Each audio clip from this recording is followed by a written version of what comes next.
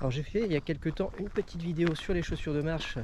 Je vous ai parlé un peu de mon approche par rapport à ça, par rapport à la marche que je pratique. Aujourd'hui je voulais mettre un peu en comparaison, en parallèle, deux modèles que j'ai testés de chez Decat. Les MT2 et les XT8, deux paires de chaussures de trail.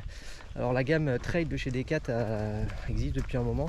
Elle est au départ sur les XT, je crois que c'est XT3 la plus ancienne, peut-être XT2 même. Mais j'ai connu XT3, XT4, c'était Kalenji à l'époque, c'était pas Evadict.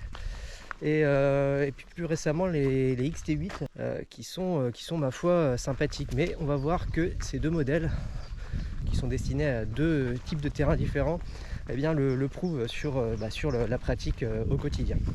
Alors comme j'ai expliqué dans cette vidéo sur les chaussures de marche, moi j'ai une approche assez particulière, c'est-à-dire que moi je cherche à avoir une polyvalence dans mes chaussures, puisque justement je peux faire de la marche rapide, de la marche rando, de la marche plus tranquille, balade. Du coup j'essaye d'avoir des chaussures qui s'adaptent à ça. L'idéal ce serait d'avoir une paire de chaussures pour tout type de pratique. Moi j'essaye d'avoir des chaussures qui puissent s'adapter. Alors on commence avec la MT2, ne pas confondre avec le nouveau modèle qui est sorti, la Cushion 2. Hein. On a les MT Cushion, les MT2 qui sont sortis à peu près en même temps. Et on a maintenant les Cushion 2 qui sont pas du tout, qui sont orientés trail évidemment, mais qui ne sont pas le même modèle que les MT2 que j'ai testé pendant de nombreux kilomètres. Donc on commence avec les MT2, je suis à ma deuxième paire, j'ai fait 800 bornes avec la première en marche rapide sur les 3/4 de ces kilomètres. J'ai une deuxième paire que j'ai pris il y a 400-500 bornes avec une pratique un peu moins rapide. On va voir que ma marche est en train d'évoluer. Du coup je vais peut-être réajuster un petit peu mes besoins en termes de chaussures. Et donc cette MT2 qui est dédiée normalement au sol dur. Sol dur, c'est indiqué sur la chaussure. Hard ground, le drop est de 8 mm, donc avec un amorti assez costaud. C'est vrai que vous ne sentez pas le terrain, c'est assez agréable de porter ces chaussures. L'avantage également de ces chaussures, que moi j'aime beaucoup, c'est la footbox qui est assez grande. Du coup vos doigts de pied respirent, vous ne touchez pas le bout, vous ne touchez pas le mesh. Et ça, je vous avoue que c'est ce qui me fait craquer aussi pour ces chaussures. Il y a un confort en termes de footbox. La semelle quant à elle, eh bien écoutez, elle résiste bien à l'abrasion des terrains durs, comme indiqué sur la chaussure.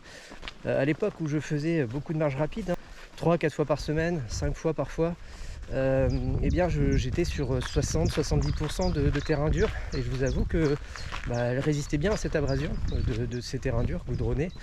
Et je vous avoue que 800 bornes avec des chaussures à 70 €, faut qu'elles sont un peu plus chères maintenant, 80 peut-être, c'est quand même pas mal.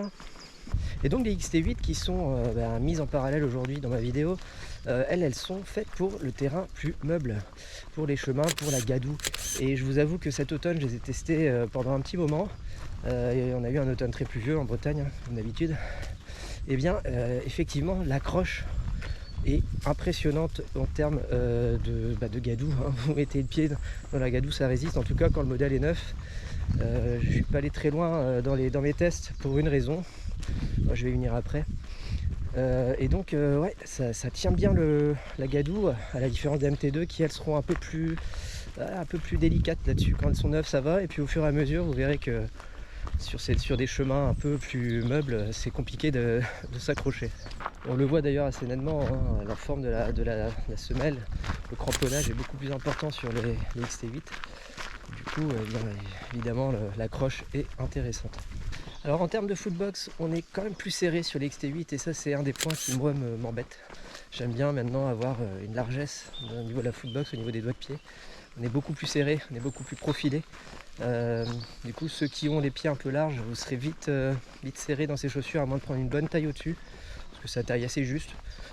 Je les avais prises en 42, c'est pour du 42. Voilà, il faudrait peut-être les prendre en 42,5 pour ceux qui aiment avoir un peu plus de largesse. Donc voilà, on a fait un peu le tour de chaque modèle. Moi j'aimerais bien mettre en point commun une chose que j'adore sur ces chaussures, c'est le lassage. Les lacets permettent, je trouve, une précision que j'ai retrouvée sur aucun modèle. Même sur des La Sportiva, c'est compliqué d'avoir une précision pareille. Sur les Lone Peak, pareil, pas plus facile d'avoir une précision en termes de lassage. Le lassage est top, les lacets sont top. Vous avez également une petite pochette que j'ai retrouvée nulle part sur aucun modèle que j'ai testé. petite pochette pour mettre les lacets. Très très pratique, ça permet de ne pas avoir à refaire son lacet trop souvent. Donc ça c'est chouette, c'est vraiment un point positif pour des paires, encore une fois, abordables. Alors c'est l'heure du choix pour moi, je choisis les MT2, alors vous avez bien compris que je les ai testés sur beaucoup plus de kilomètres. Pour leur footbox notamment, qui me paraît plus adapté aux pieds un peu larges. Et aussi et surtout pour le côté un peu plus polyvalent, vous pourrez faire du chemin et du bitume avec, ce qui sera peut-être pas le cas des XT8. Je vous dis, je les ai testés sur des parties bitumées, sur du chemin c'est top, mais sur des parties bitumées, je pense que ça vous abîme le pied, c'est un peu trop mou. Du coup, voilà, je ne les conseillerais pas pour des personnes qui font des parcours mitigés, bitume, chemin. Faites que du chemin, prenez les XT8, vous serez content, je pense que c'est pas mal. Les XT8, pourquoi je ne les prendrai pas? Parce que je les ai utilisés pendant 2 semaines, 3 semaines il y a quelques temps. Et j'ai remarqué que j'avais mal au pied, au métatarse sous le pied. Alors est-ce que je suis allé peut-être un peu trop vite? Est-ce que, je sais pas, elles ne sont pas adaptées sans doute à la marche, hein. De toute façon c'est fait pour courir en principe. Mais oui, j'ai été un peu blessé au pied avec, et je pense que c'est dû à ça. Parce que je les ai utilisés tous les jours pendant 2 semaines, et ça m'a un peu abîmé le pied. Alors encore une fois je le précise, je parle de ces chaussures pour une adaptation à la marche, hein, pas pour du running. Les gens qui font du running auront certainement un autre retour sur ces chaussures. Moi je marche, donc voilà, je pense qu'elles sont adaptables à la marche. Maintenant ça dépendra des chemins que vous utilisez. Alors voilà, je ne suis pas rentré plus que ça dans l'aspect technique de la semelle, des couches utilisées, des matériaux. Je vous dirai de vous retourner vers le site, hein, vous trouverez toutes les infos techniques sur les chaussures, et bien sur le site de Decathlon. Donc voilà, nous on se retrouve où? Eh bien je ne sais pas quand, je ne sais pas, mais on va se retrouver bientôt. Pour ceux qui suivent mon aventure en Auvergne, n'hésitez pas à y aller. Je pose la vidéo au moment où je suis en Auvergne. Donc passez en story sur Insta ou sur la chaîne dans quelques semaines. Si vous voyez la vidéo dans quelques semaines, vous verrez la vidéo de mon passage en Auvergne. Voilà, l'aventure va commencer bientôt pour moi. À l'heure où vous regardez ça, j'y suis déjà. Allez, ciao.